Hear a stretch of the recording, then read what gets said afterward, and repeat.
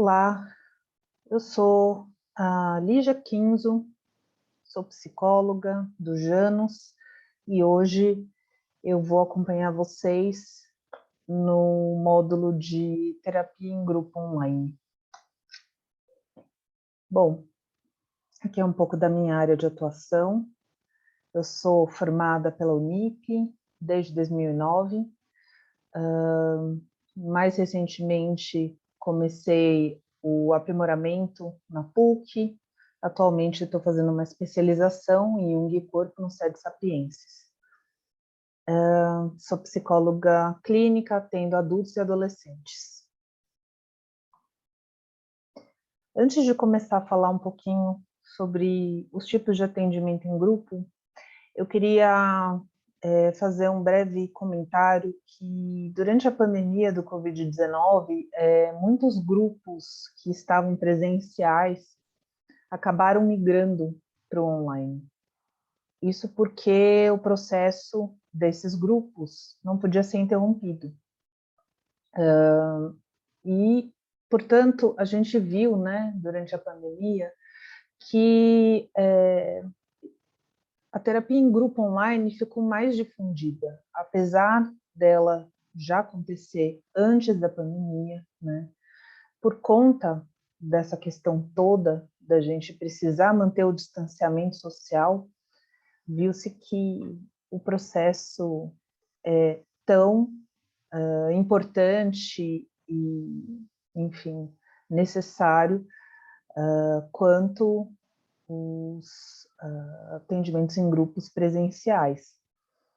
Então, é possível sim estar juntos, mesmo separados, é possível criar esse vínculo, e para isso é muito importante que a gente estude um pouco mais sobre todas as possibilidades do online.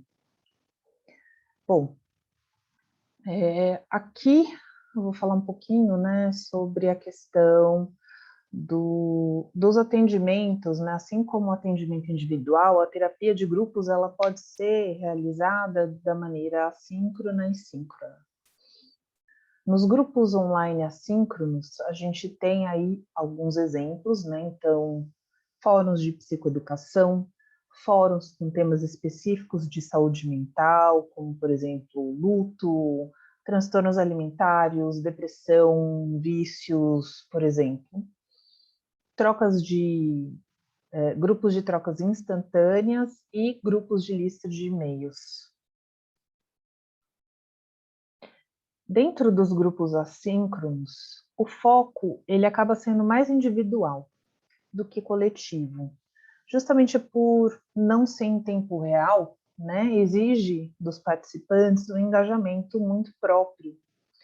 E, enfim, talvez os grupos síncronos tenham uma facilidade maior na criação do vínculo, na criação do coletivo, né?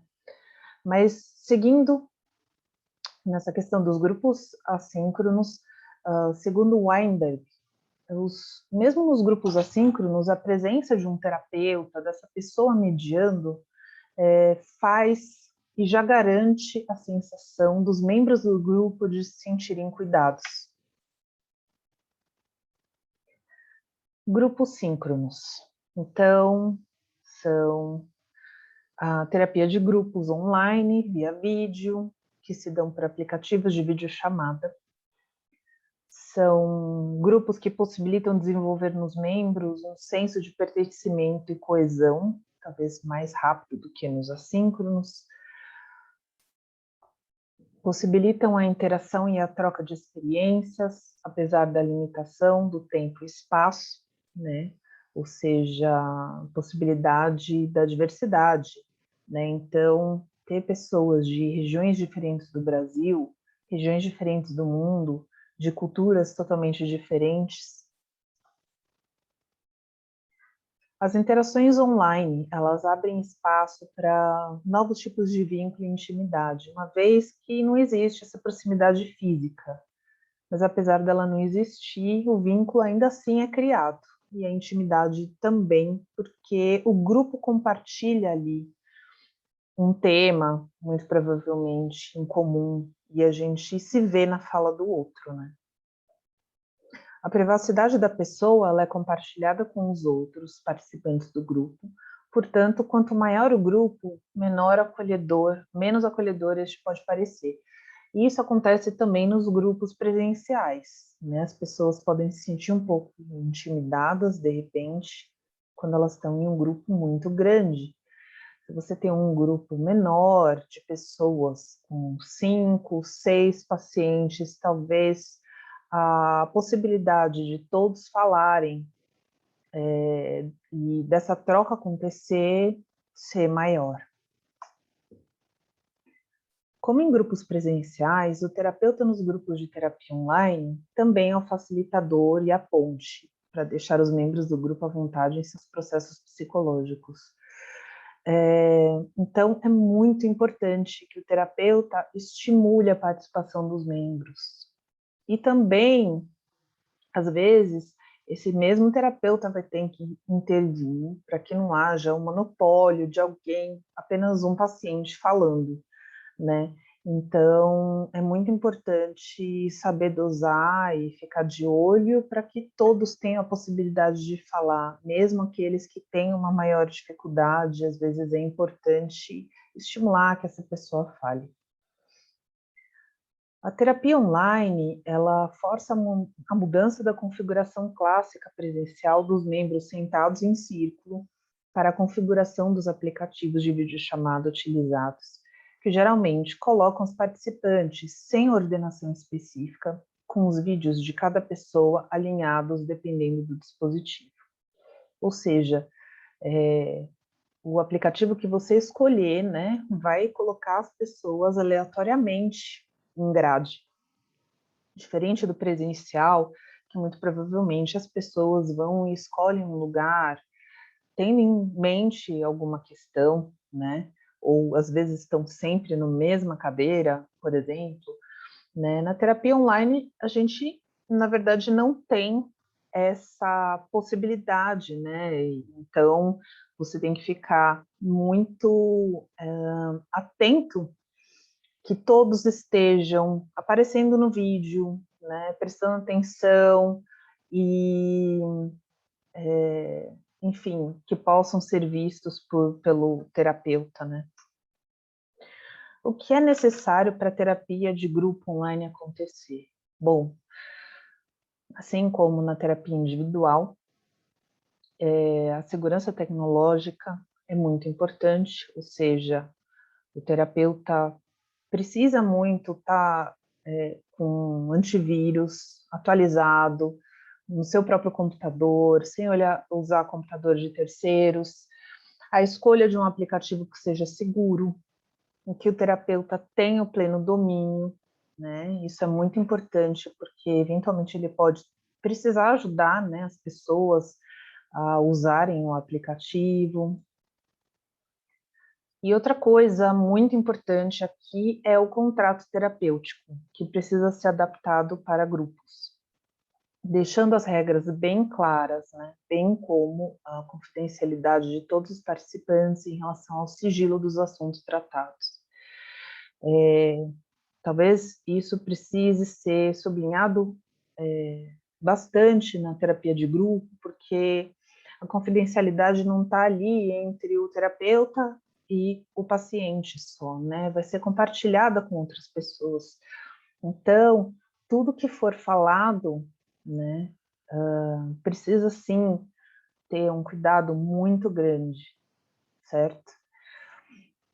Pedir para que todos utilizem o vídeo e o áudio e prestem atenção em quem está falando, né? Uma questão de respeito, inclusive, né? Colocar no acordo a desativação de aplicativos que possam desviar a atenção do participante, porque eventualmente pode acontecer de uma outra pessoa estar falando e alguém, de repente, ficar no celular ou sair ou, né, ter alguma distração. Então, é muito importante que essas regras fiquem claras através do contrato terapêutico.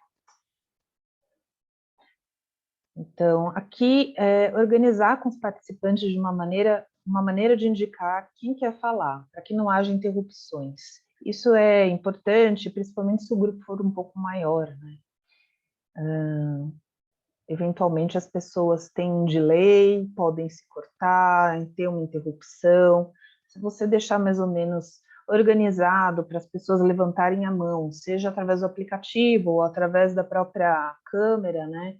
É super importante para que tenha minimamente aí uma organização e a comunicação aconteça sem muitos ruídos. Cuidar para que todos tenham a possibilidade de falar, uma coisa que a gente já tinha comentado, né? Então, isso é muito importante também. Aqui, cuidar para que o grupo seja aquele que se comprometeu a estar online, né? Portanto, os membros, eles têm que estar sozinhos, sem a presença de outras pessoas em seus espaços individuais. Isso é muito importante também na terapia individual e na terapia em grupo, né? Imagina você estar lá falando sobre algum assunto e de repente alguém passa atrás de você ou alguém está ouvindo a história, alguém não pertencente a este grupo, né?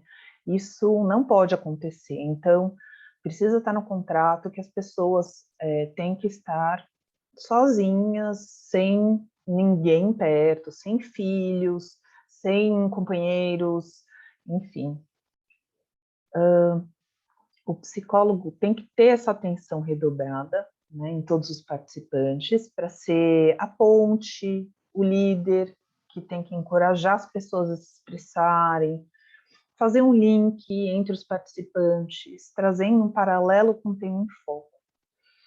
A terapia em grupo, ela pode já começar com um tema definido, né? Como a gente tinha falado antes, existem grupos que se formam, né? Porque existem transtornos alimentares, todos ali têm depressão, ou, enfim, todos ali perderam alguma pessoa querida e estão em luto, né? Mas pode acontecer também que o grupo seja formado e, de repente, cada pessoa traz a sua história e o tema emerge do grupo, né? Então, o terapeuta, nesse momento, tem que ficar muito atento e tentar fazer as conexões com as histórias das pessoas.